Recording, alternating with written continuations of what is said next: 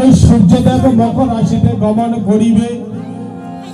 সূর্য দক্ষিণায়ন থেকে আস্তে আস্তে ধীরে ধীরে দক্ষিণায়নে গমন করিবে।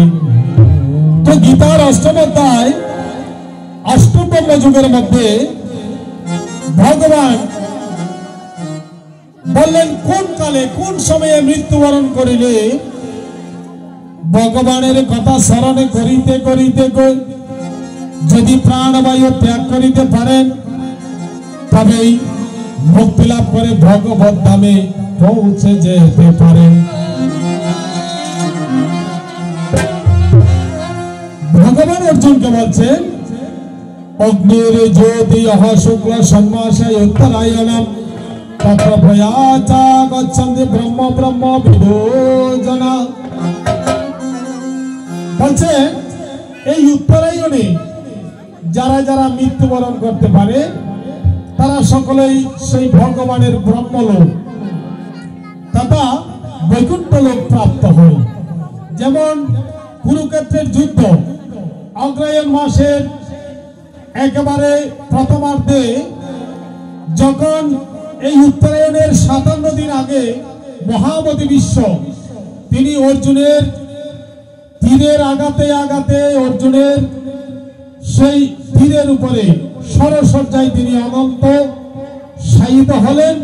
তার একটা ইচ্ছা মৃত্যু ছিল, কারণ তিনি ছোটবেলা থেকে ব্রহ্মচর্য পালন করতেন। এই যে আমাদের ব্রহ্মচারী বাবারা বসে রয়েছেন এখানে, তাই আজন্ম ব্রহ্মনিষ্ঠ ব্রহ্মচারী ওই বিশ্ব তিনি ইচ্ছা প্রকাশ করিলেন ও হে কৃষ্ণ।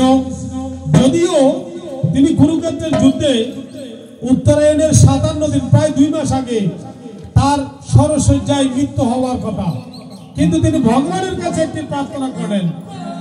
সেই প্রার্থনাটা হে ভগবান, আমি যদি জীবনে ব্রহ্মচর্য পালন করে থাকি তাহলে আগামী 57 দিন পরে 2 মাস পরে উত্তরায়ণ সংক্রান্তি আসিবে।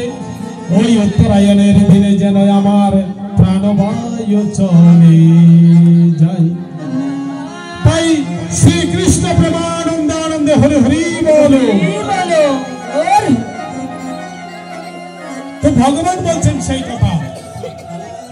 দেখুন আমরা তো এইভাবে ওই মহাবোধি বিশ্বের মতো আমরা ইচ্ছা মৃত্যু বরণ করতে পারি না, চাইলে আমরা উত্তরায়ণে মরতে পারি না। কেন? কারণ আমরা সকলে বিষয় বাসনায় যুক্ত, ত্যাগ ভাব নেই, কামনা বাসনা শত শত প্রতিনিয়ত আমাদের অন্তরের মধ্যে সেই বিষয় বিষয়ের বাসনায় আমার মন চঞ্চল। তাই লালন ফকির কিভাবে এই চঞ্চল মনকে কিভাবে ভগবানের প্রেমে আত্মনিবেদন করা যায় তিনি গানে গানে তিনি প্রকাশ করেছেন। আমি গাবার চেষ্টা করছি, আপনার শ্রবণ করবেন। আমার মনকে বুঝাইলে বুঝমানে না ধর্ম কাহিনী,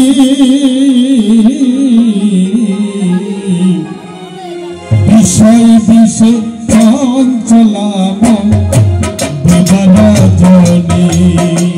আমার বিষয় বিষে চঞ্চলা বিবরজনী।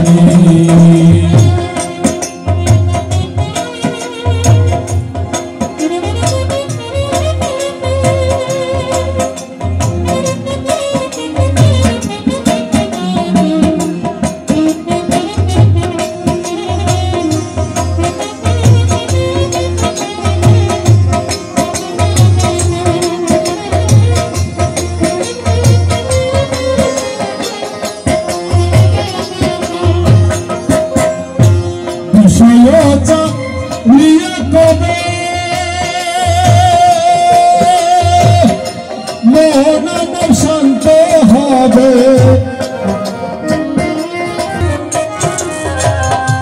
বিষয় রিয়া করবে